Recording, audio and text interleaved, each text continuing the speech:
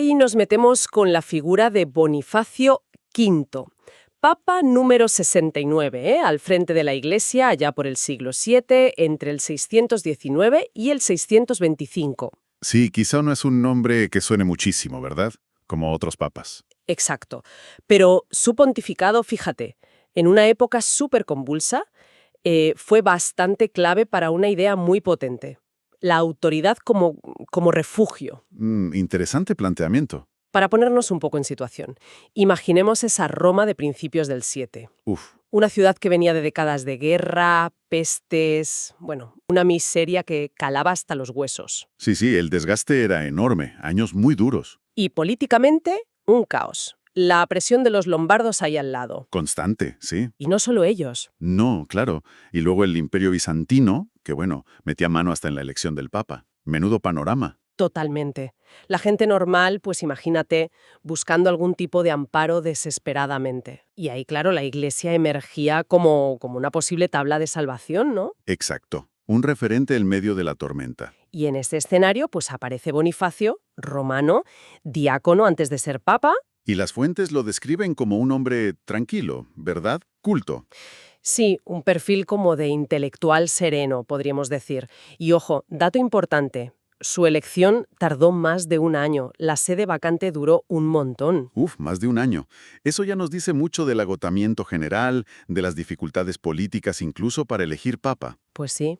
Así que nuestra idea hoy, con los textos que tenemos, es explorar cómo este papa, en medio de todo ese lío, se centró en algo muy concreto: A ver. en convertir la autoridad de la Iglesia en un espacio de protección y la ley en una especie de misericordia organizada. O sea, no solo caridad espontánea, sino algo más estructurado. Eso. Vamos a ver cómo consolidó eso del derecho de asilo en los templos y también cómo intentó aplicar una filosofía parecida fuera, buscando que la Iglesia fuera como un hogar para los heridos del tiempo. Suena bien, ¿no? Suena muy interesante, vamos a ello. Venga. Es que ese contexto que describías, ese vacío de poder civil, es la clave para entenderlo todo, yo creo. Claro. La Iglesia y el Papa en concreto no es que quisieran meterse en política porque sí, es que se vieron casi obligados a llenar huecos, a dar orden, consuelo, donde el Estado, digamos, no llegaba o fallaba. Tenían que remangarse, ¿no? Pues sí, las fuentes lo dicen muy bien. El papado se convierte en una especie de ley viviente de caridad y moderación. Qué buena frase esa. Y hay otra imagen en los textos que me parece potentísima. Cuando la espada y la ley se enfrentan, la caridad levanta el puente. Ostras, define muy bien ese espíritu que parece que Bonifacio V quería encarnar, ¿no? Totalmente. Eso parece. Lo fascinante es cómo una figura que describen como tranquila, como apacible, promueve un cambio, bueno, significativo. Sin grandes gestas militares ni nada de eso. Exacto. Sino redefiniendo el papel de la Iglesia a través de la clemencia, pero una clemencia, como decías tú, organizada, institucionalizada casi. Ahí está el punto, ¿no? Que no eran solo actos de bondad sueltos. No, se trataba de darle una estructura. Y el ejemplo más claro, clarísimo, es la consolidación del derecho de asilo en las iglesias. Vale, pero entiendo que la idea de refugiarse en un sitio sagrado no la inventó él de cero, ¿no? Eso ya venía de antes. Exacto. La práctica tenía raíces muy antiguas. Ya en tradiciones paganas y, por supuesto, en el cristianismo primitivo, la gente huía a las iglesias buscando seguridad. Entonces, ¿qué hizo Bonifacio exactamente? Lo que parece que hizo, según nos cuentan las fuentes, es darle un impulso decisivo, como una especie de oficialización, por decirlo así, y extenderlo, universalizarlo, dentro del ámbito de influencia de Roma. Ajá. Estableció de forma muy clara, muy rotunda, que cualquiera, quien fuera, que buscase refugio en una iglesia, tenía que ser protegido de la violencia inmediata. Punto. Y eso me imagino que ponía una responsabilidad directa sobre el clero, ¿no? No era solo que las paredes fueran sagradas. Precisamente. Ahí está otra clave. Bonifacio V decretó que los clérigos tenían la obligación activa, o sea, tenían que moverse para interceder por la seguridad de quienes se acogían allí. O sea, el cura como garante de esa protección. Justo. El templo deja de ser solo un lugar para rezar y se convierte en lo que las fuentes llaman una morada del perdón, pero con implicaciones legales, sociales, muy concretas. La misericordia hecha norma activa. Me llama la atención eso de misericordia regulada. Suena un poco a contradicción, ¿no? Misericordia parece algo más del corazón, espontáneo, y regulación suena frío, a papeles. Es una tensión interesante, sí. Pero las fuentes sugieren que Bonifacio entendía que para que la misericordia fuera de verdad efectiva, para que tuviera un impacto social real y duradero, fecunda, dice un texto, necesitaba cauces. Necesitaba reglas claras. Eso es. No bastaba la buena intención del momento. Había que crear un sistema donde esa clemencia tuviera su espacio y, sobre todo, tuviera fuerza legal frente a la justicia de fuera, la justicia secular que a menudo era, bueno, brutal y muy rápida. Era darle estructura a la compasión, entonces. Exactamente. Darle estructura a la compasión. Y esto, a ver, ¿era una jugada política lista para ganar influencia aprovechando la debilidad del poder civil? ¿O había algo más profundo detrás? Las fuentes insisten mucho, muchísimo, en la motivación teológica. Ah, mira. Argumentan que no fue principalmente una estrategia de poder, aunque es inevitable que reforzara la autoridad moral de la Iglesia, claro. Lógico. Pero para Bonifacio, parece que este derecho de asilo era una expresión directa del Evangelio, una forma de hacer visible que la Iglesia es en su raíz refugio, refugio ofrecido por Dios. Hay una frase muy gráfica. A ver. Dice algo así como: lo que el altar ofrece en la liturgia, el perdón, la gracia, el asilo lo prolonga en la historia. Qué potente. O sea, el espacio sagrado se proyecta a la vida de la calle. Justo eso. Conecta la liturgia con la vida social. Muy interesante. Y esta filosofía de la caridad como principio de gobierno, digamos, ¿se quedó solo en Roma o la intentó aplicar también fuera en sus relaciones con otras iglesias? Has mencionado antes algo de relaciones exteriores. Sí, y es un punto importante, creo, para ver que era coherente en su enfoque. Durante su papado, se intensificaron los lazos con la iglesia que estaba, echando raíces en Inglaterra. Ah, claro, la misión de San Agustín de Canterbury era relativamente reciente, ¿no? La había enviado Gregorio Magno. Efectivamente, pues Bonifacio V mantuvo correspondencia con Canterbury, con los reinos anglosajones, les envió el palio, que es el símbolo de la autoridad del arzobispo, y animaba a organizar la iglesia allí. ¿Y cómo lo hacía? En plan, ¿ordeno y mando desde Roma? Pues parece que no. Ahí se ve esa misma filosofía que comentábamos. Según las fuentes, sus cartas eran más bien de aliento, de consejo. Buscaba fortalecer la comunión con Roma, sí, pero el tono no era de imposición autoritaria. Más bien persuasión. Eso parece. Se enfatizaba mucho la vivencia del Evangelio desde la caridad como el vínculo principal de unidad. Hay una cita que lo resume bien. El amor, más que el decreto, abre los caminos de la fe. O sea que buscaba la adhesión más por convicción, por ejemplo moral, que por la simple orden jerárquica. Sí, una visión del primado de Roma quizá más como una paternidad moral, ¿sabes? Un centro de comunión basado en la fe compartida, en la caridad mutua, más que un centro de poder administrativo súper estricto. Que quizá eso vendría más tarde. Podría ser. En ese momento, parece que intentaba construir la unidad de esa joven cristiandad occidental más sobre la base de la persuasión espiritual y la ayuda mutua. Es coherente con lo que hacía en Roma, la autoridad que se legitima sirviendo, mostrando compasión. Todo esto nos lleva a un concepto que aparece en los textos que es, a mí me ha llamado la atención, la ternura jurídica. Sí, es una expresión curiosa, ¿verdad? Mucho. ¿Qué quiere decir exactamente en este contexto? Pues es un intento de capturar la esencia de lo que hizo Bonifacio I. La idea es que logró algo bastante difícil: fusionar la norma, la ley, que es necesaria en cualquier sociedad, con la ternura, con la compasión del Evangelio. Vale. Donde otros líderes, quizá en tiempos tan caóticos, hubieran optado por la mano dura para mantener el orden, él parece que eligió conscientemente la misericordia como principio rector. Pero dándole forma legal, como vimos con Edasilu. Exacto.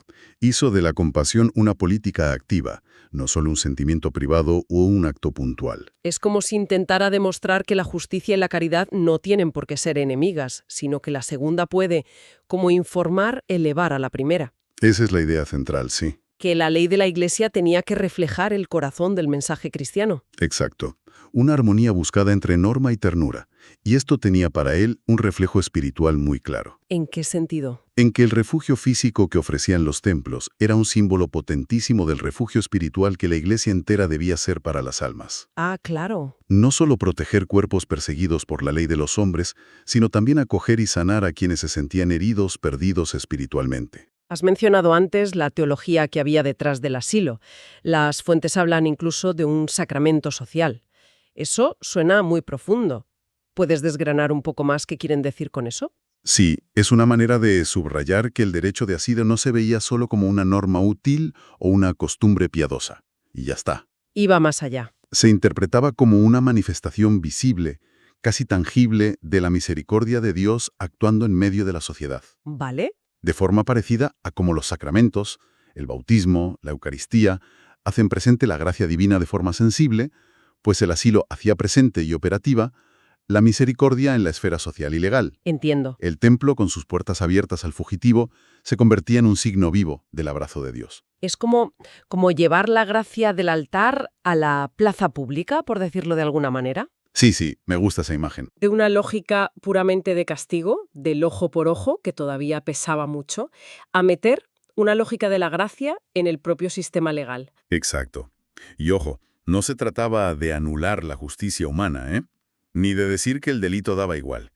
El asilo no borraba la culpa, Claro, no era impunidad. no.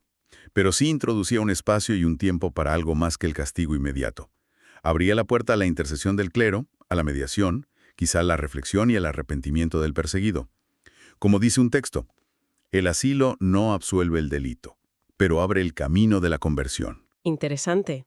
Subordinaba la justicia terrenal, con su posible dureza o precipitación, a un orden superior, el de la misericordia divina, que siempre busca salvar, no condenar. Entonces, la ley, bajo esta visión, no es solo para castigar. Tiene también una función como pedagógica, casi de sanación. Podríamos verlo así, sí. Una pedagogía del amor a través de la estructura legal de la Iglesia. Y esto reforzaba mucho la idea del templo no como un lugar aislado, sino como el corazón simbólico de la ciudad. Un espacio donde la lógica del mundo, poder, violencia, juicio rápido, se enfrentaba con la lógica del Evangelio, perdón, acogida, misericordia. Justo. Bonifacio V parecía querer que la Iglesia fuera ese recordatorio constante de que hay una dignidad inviolable en cada persona, incluso en el culpable, y que hay un espacio donde esa dignidad se defiende activamente. Es fascinante pensar en el impacto que pudo tener eso a largo plazo. Ese principio de proteger al perseguido en un espacio sagrado defendido por la Iglesia se puede ver como una semilla muy temprana de la defensa de ciertos derechos fundamentales frente al poder absoluto del Estado. Sin duda, tiene una dimensión profética, sí. Al defender el derecho de asilo, la Iglesia, representada aquí por Bonifacio V, estaba sentando un precedente importante. Hay límites para el poder secular. Hay una ley moral superior. Actuaba como conciencia crítica. Y como defensora de la persona frente a la posible arbitrariedad del poder. Salvó vidas concretas, seguro que sí, pero también ayudó a mantener viva en la cultura europea esa idea de que la dignidad humana tiene una base que va más allá de la ley positiva del momento. Es una afirmación temprana de que la misericordia no es debilidad.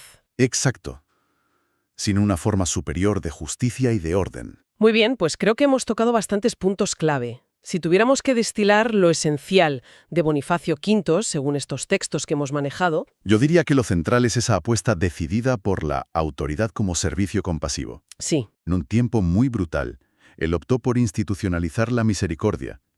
El derecho de asilo es el gran ejemplo, dándole fuerza legal, y aplicó esa misma filosofía de caridad y persuasión fuera, como vimos con Inglaterra. Hizo de esa ternura jurídica, de esa mezcla de norma y compasión, su seña de identidad.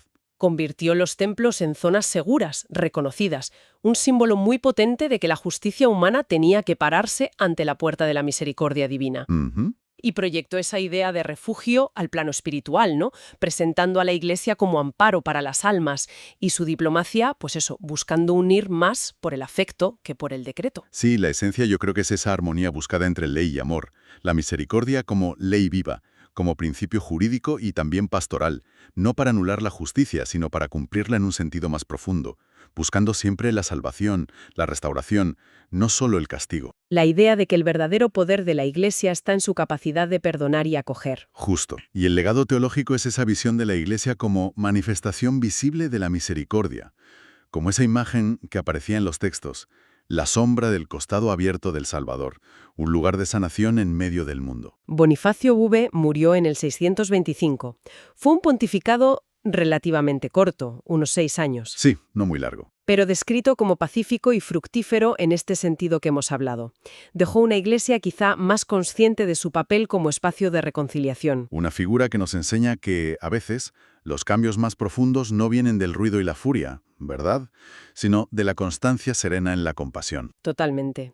Y esto, bueno, nos deja con una pregunta para darle una vuelta, ¿no? A ver, En nuestro mundo de hoy, con nuestras propias formas de conflicto, de juicio rápido en redes sociales, de polarización, ¿qué significaría hoy crear espacios de asilo?